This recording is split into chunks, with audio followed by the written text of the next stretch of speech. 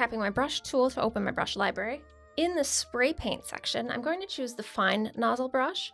You can choose any of these. They have varying levels of texture and splatter. Or if you want a more smooth look, you can also choose a soft brush from the airbrushing panel. But I'm going to start with the fine nozzle brush and my bright pink here. I'm going to change my brush size so it's close to the top. This is about 65 with my canvas centered. We're going to paint in our background.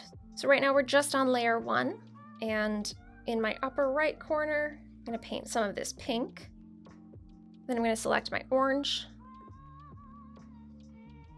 And this brush is pressure sensitive, so you can see there's varying levels of intensity as I'm painting, and that is dependent on how much pressure I'm applying. Then I'm going to go a shade lighter with this peach color, and up here in the upper left, paint some of that in. Then I'm grabbing this purple, and this is going to pretty much make up our sky. Now I'm going to grab this dark teal color, and I'm reducing my brush size here, and we're just going to draw a straight line across. It can be really any size, but this is going to be our general marker for our horizon. And then I'm going to grab not quite the darkest purple blue here, but the second to darkest, and increasing my brush size again up to, we got 60. I'm painting in some of this water, and then I'm grabbing this lighter blue color.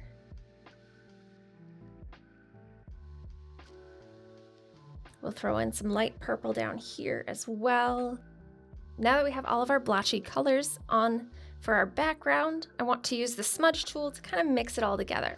So tapping on the smudge tool to select it, I'm going to tap once more to bring it into the brush library, and I already have it set to the fine nozzle brush from the spray paints. This is another opportunity. If you prefer to use a true blending brush, you can use the soft blend. This will give you a really smooth and blurred mix. I'm going to tap 2 fingers to undo that, and then with the fine nozzle brush, it's a little more textured. It doesn't blend as smoothly.